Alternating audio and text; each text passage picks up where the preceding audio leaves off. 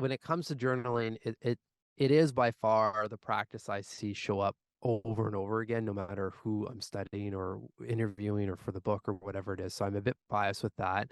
Um, that being said, I'd first start with this question. What are 3 to 5 practices, activities, or things that I know when I do put a smile on my face and make me Mm. feel good? And then make sure that you're prioritizing those practices or those activities on a regular basis.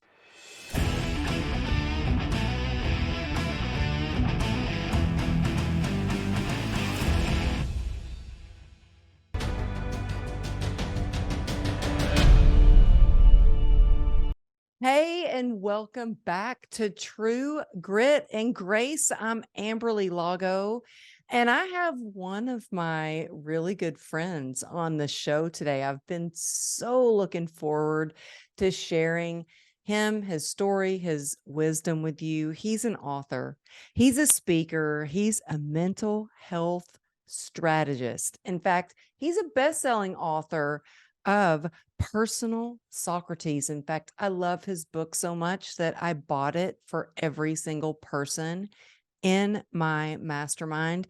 He works with teams on mental fitness, and also he works with brands on their mental fitness. And he knows how to ask the right questions to change your life. So I'm excited to dig in on how to change your life and improve your life in the best way today. So, Marc Champagne, welcome to True Grit and Grace. Thank you so much for being here. Amberly, I am so pumped. I've been looking forward to this chat for a I long love time, you. like you've said. And there are just people in this world that you hear their name or they send you a message or you think about them and just like an immediate smile comes to my face. And you're one of those people. So, and I Oh, mean that from the bottom of my heart. You just have this beautiful energy to you. So I mean, I can't wait. I feel honored to be on the other side of the mic talking to you. well, thank you so much. And seriously, I love your book so much. And before we started recording, I was like, oh my gosh, I just had a new person like join the mastermind, and I sent her my copy of your book. And I was like, I went to my closet over here and I was like, let me go grab his book so I can show it off and for the YouTube. And I was like, oh no, my new book isn't here yet. And I sent his book. But you know what? That's like when you find a good book and you want to share it with your friends or whatever, it's good. And so, yeah, your book is amazing, but I want to Thank dig you. and I want to talk about your book, but I also want to start by asking you, how did you get into mental fitness? And it's so important, as important as physical fitness. And sometimes I think I mean, people might not like this, but I think it might be even more important than physical fitness because I Yeah. feel like it starts with your mental fitness. So I want to know, how did you get started? Because I know you were in the corporate world, you were in the pharmaceutical Mhm. world. What was the shift that made you go from one extreme to another? Yeah. Well, first of all, I mean, I know I'm biased, but I tend to agree with you that if we're going to prioritize one thing, it's the health and the performance of our mind because to your point, I mean, it's our mind that's telling us or instructing us to go to the gym or exercise or to make the healthy decision or not. Mhm. So it's really hard for all of those things to cascade in a desired way if our minds are cluttered and stressed and just operating from a survival mode versus a thriving state. So I agree. And what's interesting though about at least my mental fitness journey, like I never, first of all, I didn't even know that that language is something that kind of came up out of necessity when I really got into this space because no one really understood what I was talking about, or they had all these like preconceived notions around, because journaling is a big base of a lot of the work that I do. And they're like, oh, so you're talking about the young kid at school that's journaling about the crush or something in their class. And like, not really. I'm talking about like really exceptional humans that are asking powerful questions and that can change everything. So the language of mental fitness, started to become very apparent that, was at least more accessible. And I kind of just fell, Amberly, I fell into this a little bit by accident. I mean, I was in the corporate space, as you mentioned, for about a decade. I came straight out of university into a sales function or sales role in the pharmaceutical world. And I remember at that time, they used to hire people in like big groups or like batches, essentially. And then Really? yeah, then the whole group, and it wasn't just that industry. I mean, there was others as well. It's like it's like it was a hiring spree essentially.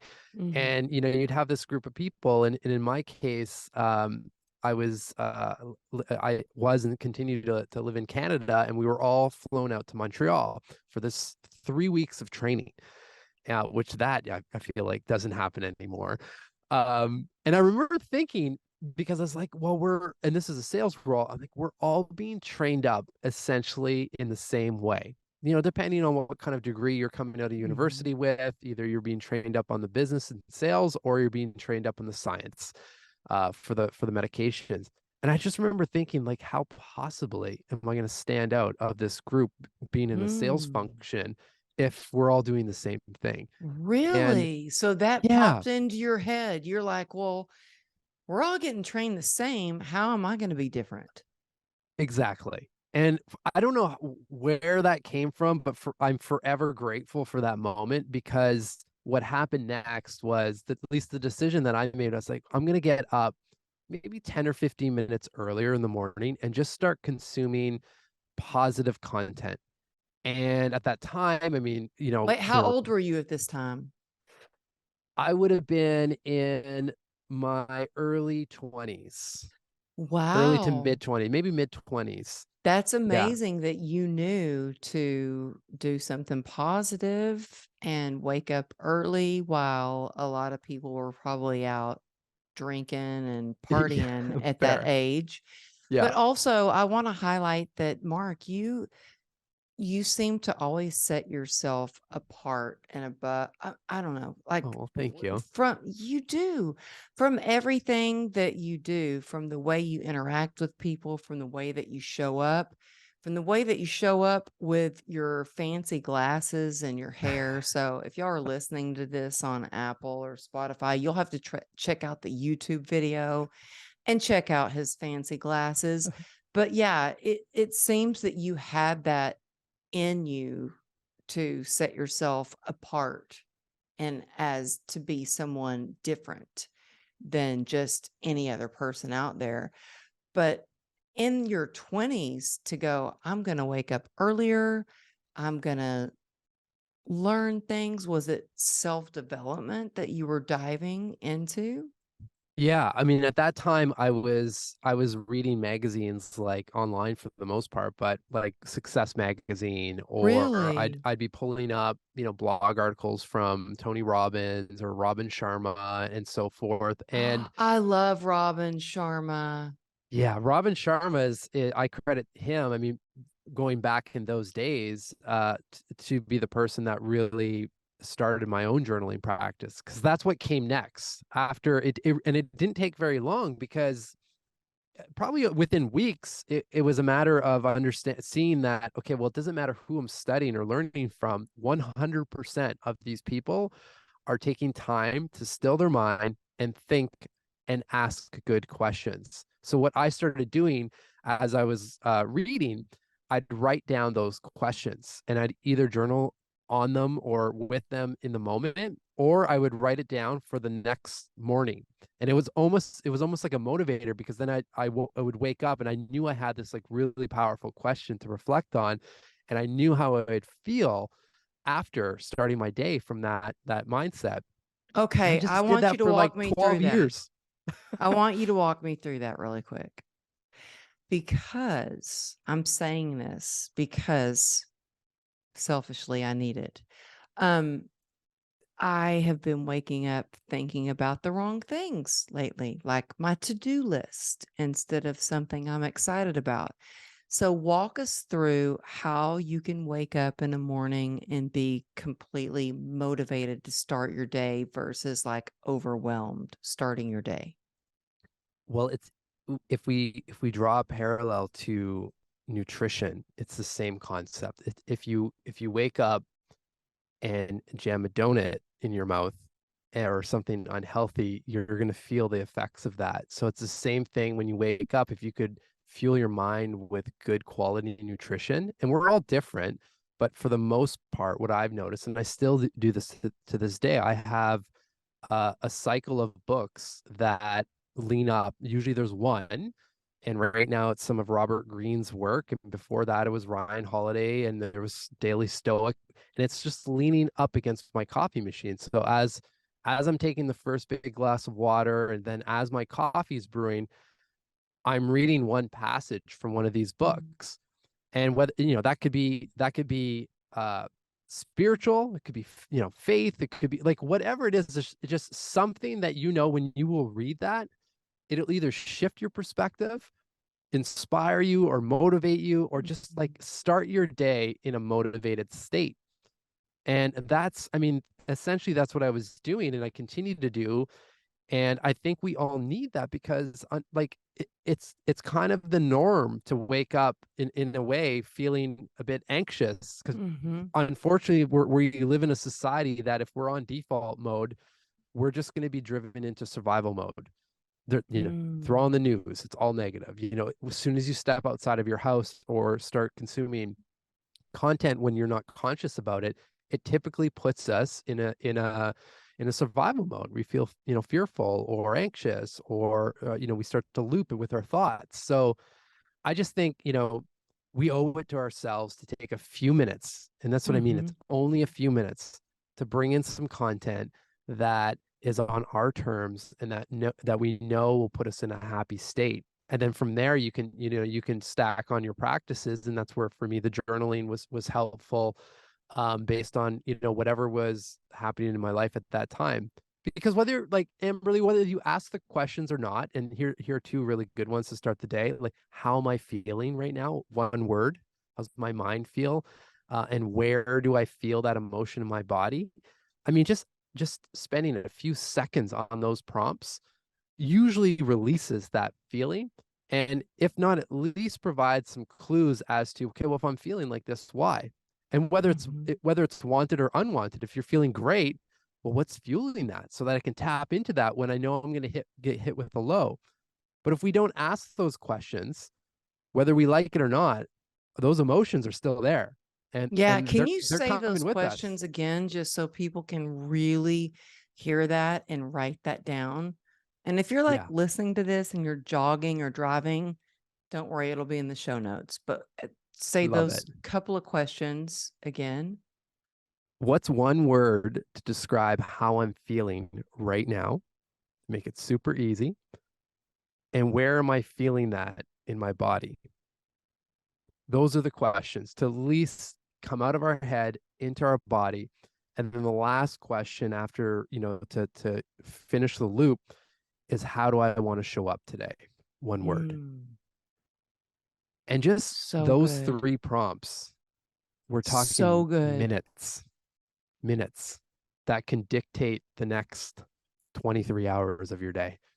Oh, so good. And yeah, I notice for me when I wake up, like I highly suggest that you don't grab your phone and look at your phone because when I wake up and I don't grab my phone, I have a journaling practice, a gratitude practice, and I'm not always perfect at it, but I also read out of a few of my favorite books, and I have them tucked in this little drawer and a Mm, reading nook where I go in the morning and I wake up early and nobody else is awake and I can go and read, and that's like my special time. yeah. But there are times where all of a sudden I'm making my coffee and I accidentally slip and I open up Instagram and then all of a sudden I'm like, "Oh my gosh, I got to post something. I'm comparing myself. Like it's crazy. Like my mind spirals into like a frenzy. And I actually just did some genetic testing. And they're like, yep, you've got ADHD, you've got OCD, you've got blah, blah, blah, blah. Like the list goes on. Okay. And I'm like, oh, Okay. well, it makes sense Yeah. how I'm glad I've been able to function as how how I have for this long. But for someone who's like, okay, I am serious. I want to change my life. I want to feel better. How do I start? Do they read your book? Is there an app? What can they do? Yeah. Well, I mean, first of all, just want to say me too. Like sometimes I start my days off and just let's give ourselves some credit. There's whole teams that their full-time job is to make sure that we do pick up our phones the first time, first thing when we wake up. So, I mean, I think first step is just not, judge yourselves too hard and just be kind and know that this stuff will happen. But if we can Thank set you. up, yeah, yeah. I mean, I feel it too. And again, there's just ways to come back on track. And this is one of the ways is to set up our environments so that when we do wake up, oh, sorry, I just lost the my headphones here. So that when we do wake up, if we have an environment set up that is conducive or supportive to like how we want to feel and how we want to start the day. So the phone is maybe in another room. And I would, Mhm. I used to run a journaling app. So even on my side, when we had the app, I'd have a huge caveat. I'm like, start the day with the app, but you first have to make sure that your phone is set up not to hijack you. And what that means, if you really want to use your phone, that means that it's not set up with notifications on your lock screen. Mm. And what you can do, and I still do this today, even though I journal in a notebook as well. My first screen on my iPhone, at least, is all apps that are there and that I can go into on my own terms. It's all apps around health, whether it's mental fitness or physical fitness or music. There's nothing there that has a number bubble or an email or anything like that. Oh, that's so good. It's like the retreat screen on your phone in a way. So if you start there, then That's you're not so you're not good. hijacked. But if you know, and let's just be honest with ourselves, if you know that right now you're not in a position to have that kind of willpower, it's like if you throw all this junk food in your kitchen and just leave it exposed and think, oh, I'm going to master this, eventually it might get us, right? So just don't have that stuff in the house. Same thing. So pick your favorite book, pick a journal or your favorite pen or whatever. Just set it up so that you're excited to jump in and start the day like that. Right. And then that way it becomes easier and easier and you start to feel the benefits. And then you'll start playing with things and you start realizing, okay, well, maybe I'll include this aspect in this morning ritual essentially. And then it starts to evolve, which is beautiful because it's like it's it's the it's the feedback loop that just kind of keeps giving because the more you experiment and try these different practices, the more benefit that you tend to get, the more self-aware you become, and then you start just seeing things that that have always been there, but they've been just masked with emotion or with mental clutter, and you start blowing all that stuff out, and it's like a whole other world opens up. Oh, well, I love that, first of all. And it feels good to have someone like you say, okay, just, give yourself grace. Like we all go through that where we have times where we're like, oh, we grab the phone or whatever we do. And so it really helps. So thank you for saying that we're all human, right? We're all human. Yeah. Um, and I'm just wondering, like, for someone who's like, well, I want to be mentally stronger, I want to have mental fitness. Where do I start? Like, for example, my dad is going through a lot of health challenges right now. And I feel Oh, I'm like if sorry. he could mentally get stronger, if he could mentally be more fit, then it would help him through that. Do you think the best thing for him to do is to start with journaling, or where's the best place for people to start with that? I mean, I think when it comes to journaling, it is by far the practice I see show up over and over again, no matter who I'm studying or interviewing or for the book or whatever it is. So I'm a bit biased with that. Um, that being said, I'd first start with this question. What are 3 to 5 practices, activities, or things that I know when I do put a smile on my face and make me Mm, feel good?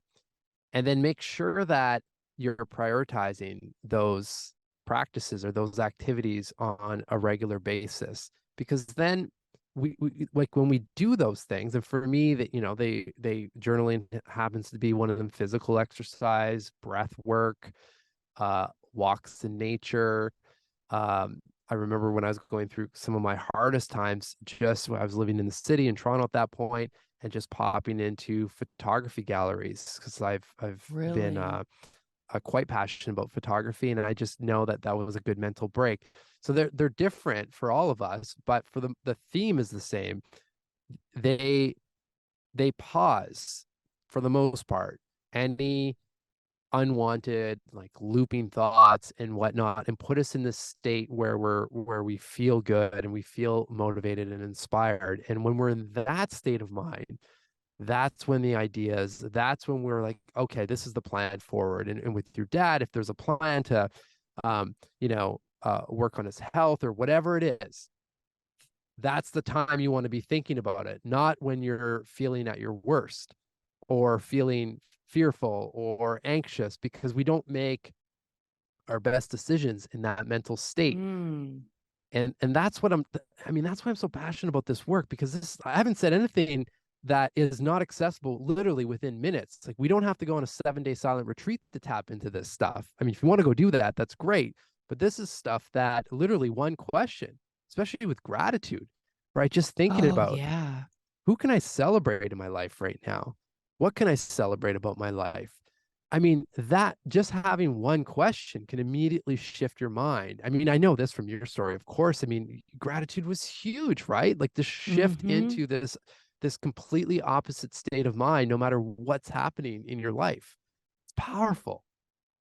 Oh, yeah. I mean, and that's one thing that I love that you do is that you say that you're like one question away from changing your life personally or professionally. You're one question away.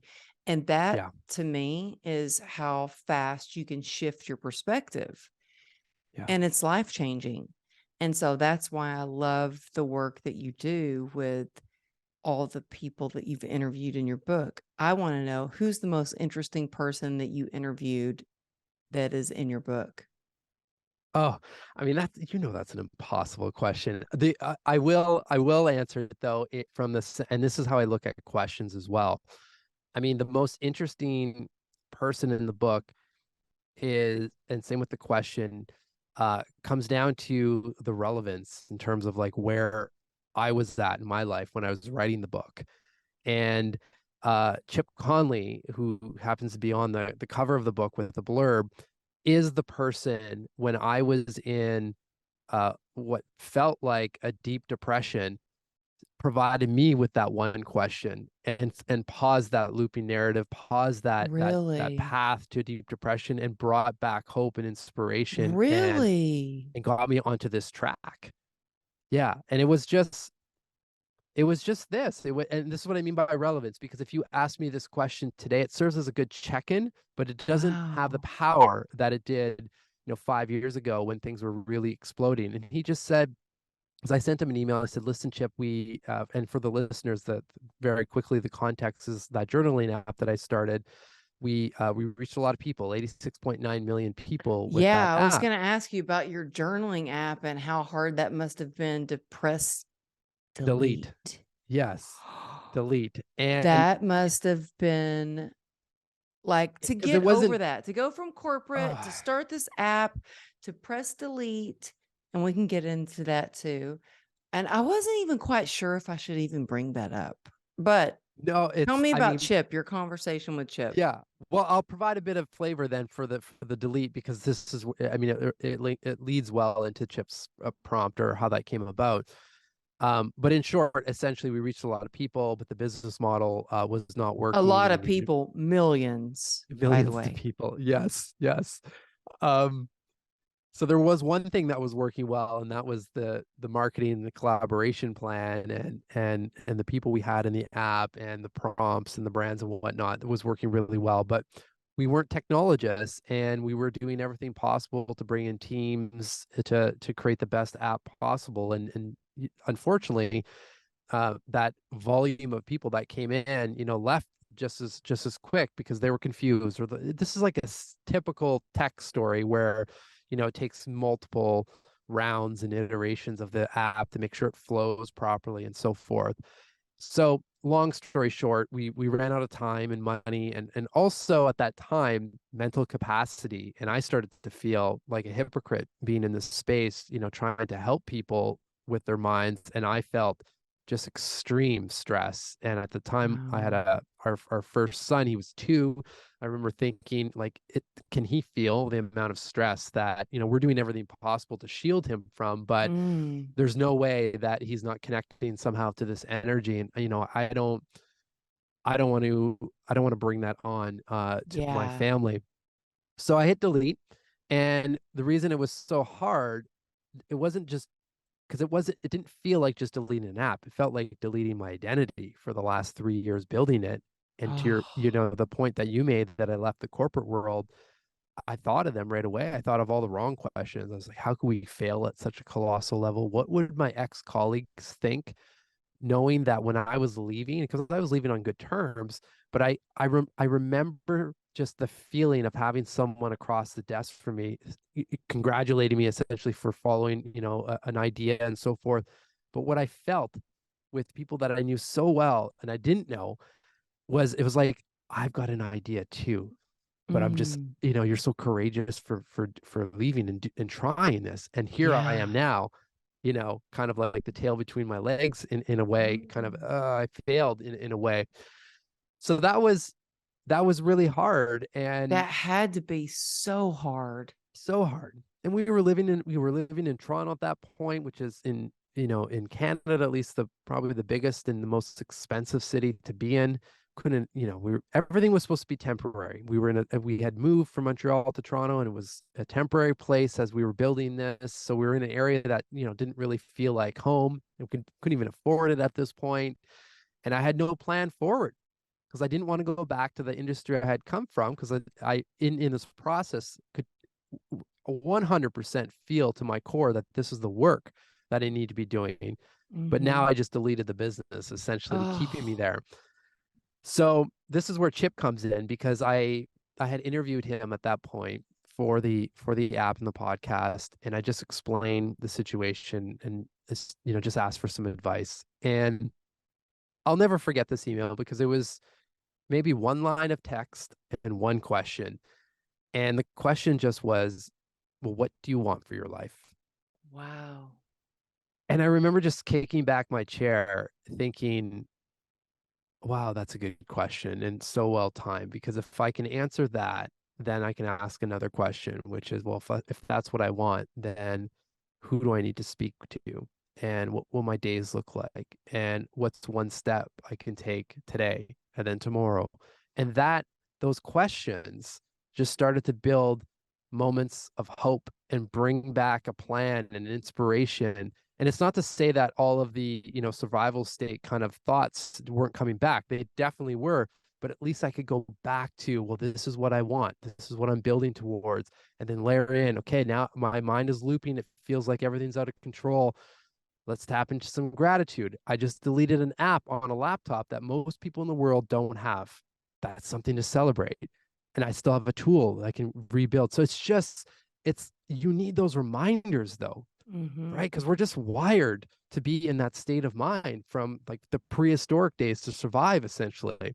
So it's just, that's where the morning for me, I remember I kept my gym membership, which I could no longer afford, but that was my full-time job to make sure that my mind and my body were as healthy as they could be to get clear enough to then, take the actions and essentially create, the path that I'm on right now. Oh, I love that you just said that because, okay, this is kind of weird that I'm even saying this. I'm Oh, going to I say can't it. wait. Well, I always think like because I've been in survival mode a lot. Like I was a single mom for a long time. I've lost everything and had to rebuild. And I've often thought to myself, like, well, what would I do? Like if I lost it all and I had to rebuild from scratch and I was homeless. And I'm like, the first thing I would do is I'd keep my gym membership. I- Yeah. First thing, Yeah. gym membership, first thing. My recovery meetings, like, yeah, first thing. But I'm like, yeah, gym membership, I could work out, I could take a shower. It's like we need that foundation in order to build. Of We course. need our mental fitness as well as our spiritual fitness, as well as our physical fitness. It all goes hand in hand in order to Yeah. rebuild. And you have completely rebuilt something in such an incredible way. Now you have this top podcast that I'm so honored I got to be on your podcast. Thank you. As am By the I. way, it's called the Behind the Human podcast. Y'all have to go check it out, subscribe to his podcast. And now you're able to the connections that you have and the questions that you get to ask so many of the most amazing thought leaders that have been in your book is absolutely amazing to me. Um, how do you think that people can get to make their habits work for them? I mean, first step one is to just get crystal clear on, and these are two questions that I think everyone should spend some time with, and because this then allows you to go back and make sure that your habits are linked up and supporting everything that you're doing. So the first one is just again, all this without judgment and without any um, any feelings of like punishing ourselves or whatever, just like straight facts and how you feel right now. Don't overthink it. But the first question is, who am I right now in terms of the type of person that I am, like the characteristics and so forth, and who am I striving to become? Mm. And this is the same thing with business. It's, where are we at right now with the brand and where do we want the brand to be? We ask those questions all the time, but we rarely ask those questions for ourselves in the biggest business and biggest game of all life, right? So who am I? Who am I striving to become? Because then when we get really clear there, then it just becomes, okay, well, do my habits and systems support the person I'm trying to become, or are they pushing me farther away? And that's where you start Oh, to that's audit your so day. good. And this is where it comes back to those, again, coming back to what we were talking about with your dad, like just asking the question, like these 3 to 5 things are, things that put my mind in a good state. And are they practices and activities that will help me get to where I'm trying to get to right now. Right. And it's fun. Like these are fun journaling exercises because it's like you can design the life of your dreams, right? There's no judgment here. How do you want to feel every day when you wake up? And it's not to say that every day is, rainbows and butterflies, but I think we deserve to have more of those days than not. And I really think it's the reverse right now. Well, yeah, you said something very powerful. You can design the life of your dreams. You can do that. You're Yeah. not a product of your circumstances. You get to choose how you're going to show up, how you're going to think about your circumstances, and what you're going to do about it. Yeah. So I think that is so powerful. I'm so excited for you to come speak to my mastermind group. I've been so excited for you to come on the show. I know that you work with a lot of teams. You do speaking all over the country, actually internationally. And you coach so many people and you've got this top podcast. But how could somebody, is there any way anybody could work with you, or do you have a mastermind, or how's the best way that people can actually be connected with you? Yeah, well, thank you. I mean, it's so kind of you to say that. Maybe I should think about creating some sort of mastermind, but right now I don't have that. Um, if I do work one-to-one with people, so I'm a message away. If people swing over to behindthehuman.com, that's where all my work is. But I find I've been doing a lot of work with teams lately, um, around just how to be mentally fit. And it's teams, but it's very much individualized, because when a mind stops working on a team, the whole team feels that. And when the whole team feels that, the whole brand stops working as well. So Mhm. I think finally, which I'm happy about, is we're finally realizing this, and it's not just a performance thing or a turnover thing. We want to feel good. And when we feel Mhm. good, we think really well, and we want to show up. And if then we realize that, okay, I'm doing the right thing. And if I'm not, then I'll leave, which is good for everyone, because you're finding the right people and so forth. So my job, and this is why I continue the podcast, this is why I continue studying all these prompts, is to curate based on where that specific team's at and individuals where you're at, if it's one-to-one, to curate the best prompts that will resonate with you at the moment you are in your journey right now. Because like I shared on my side, prompts, it's not that a specific question is higher quality than the other. It's to ask the right question at the right time Mm. with the right context that makes it powerful.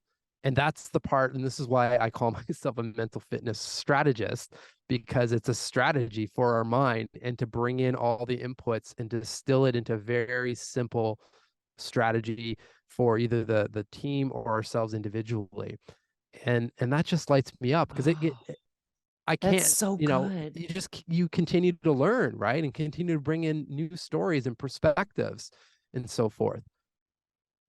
Oh, yeah. Well, I'm just thinking about like how life-changing it is for someone to hear the right question at the right time. Like it was for you to get that email from your friend that completely changed your whole perspective on things. Yeah. And so these, like the journal prompts that you give, your book, I feel like really gets people connected to having more self-awareness and having more like mental fitness, asking themselves the right questions. And so that's amazing to get people out of burnout, to get people more connected with what their truly what their passion is. Are there some things that you would suggest for people to do? Like any last words that you're like, okay, if somebody's feeling burnout or they're tired or they're frustrated or they're just like, oh my gosh, I don't know how I'm going to keep moving forward. What do I do? Is there anything you could suggest for them? Yeah. I mean, first, in any of those situations, just take a pause, take a few, long, deep breaths. Immediately you feel the difference of that. And then, essentially deploy one of those activities that will make you feel good. And you'll most likely at least pull yourself out of that survival state. But I'd love to leave everyone with a prompt that it's so fun to answer. And especially like if you're in a state where it feels like things are out of control, or you're questioning, or you're not Mm, sure, and there's a lot of uncertainty, take the situation and bring it to your mind, and then just answer this question: mm, what if everything went right? And list out all of the possible scenarios in that situation that things go right. Who's involved? How are you feeling? What's happening? And it's not to say that everything will go right, but instead of starting from a place of lack, or there's no way I can do this, they won't want to be involved, I don't have enough money mm, to do this, you start from a place of possibility and no limits and no That shifts rules your perspective right away. right away. Imagine other language that works well with these kind of prompts. Imagine if, right? And you're or and I'm lifting this from people that I've studied, and Naveen Jain is one of them in the book, a billionaire entrepreneur, that when he thinks of these billion-dollar companies, they're from an imagine if. Imagine if, and this is a real question he left me. Imagine if chronic disease was a choice, and that just shifts the whole situation. Well, if it's a choice, then how do we get to a point where it's a choice, and what has to Wow. change in the system, and so forth. And it's just those Wow. subtle But what you shifts. just said is powerful. Okay, right there. Imagine if chronic disease was a choice, because you know what it does? It puts people in the driver's seat of their life, and it Yeah, enables them to make choices to do whatever's best for them, instead of, oh, I'm the victim. That puts it makes them the victor, because they can be like, oh, well, I can change this. I can do these things. That's yeah. powerful. Same with the prompt of, who am I striving to become? I mean, you're putting yourself in the driver's seat to design that life. And the alternative is you're letting others design it for you, because something will Mm. happen. And unfortunately, if we don't think of these things, then we're just on the default track. And the default track, for the most part, doesn't lead us to those greatest desires and dreams that we have for ourselves. In any case, the only time I want to be on autopilot is if the pilot is taking a bit of a break, flying me from Montreal to Houston or something. Then let's make sure the systems are working. Other than that, I don't want it on autopilot when he's landing or she's landing. I want them thinking. And I think we Mhm. should think too. We deserve it. Oh, so powerful. Oh my gosh. Well, I love well, first of all, your book is so beautifully done. Thank And you. oh, it is. I, I mean, I say a book, but it's like a masterpiece, the way it's in a cover, and it's a hardcover, and I don't know. It's beautiful. Well, I mean, there were intentions behind that, in the sense that, like, we talked about this a bit, that for a morning to start your morning, I always have a book and I open it up, and that kind of kick starts everything. And that's why, for anyone that has the book, or if they pick it up, the It feels chapters are short. special. Yeah, it's special, but there's like subtle details that I give credit to the designers over at the publishing company, but the book lays flat. It stays open. So, if you're reading in the morning and you are brewing your cup of coffee, your tea, steeping, the pages aren't flipping around all over the place. They're short chapters, so that, and I did the audiobooks. I know they're only anywhere from 7 to 9 minutes. So if that's all you're doing in the morning, I mean, at least I know that there's questions and perspective shifts in each one of those chapters that will leave you in a thriving state. And then, yeah, there's just little design, rounded corners and pages left in the chapters that, we just wanted to make it kind of full circle in what we're speaking about, but make it an inviting experience so that you Mhm. want to jump into this. Oh, well, it's amazing. You're amazing. Oh, thank you. I I have just treasured your friendship.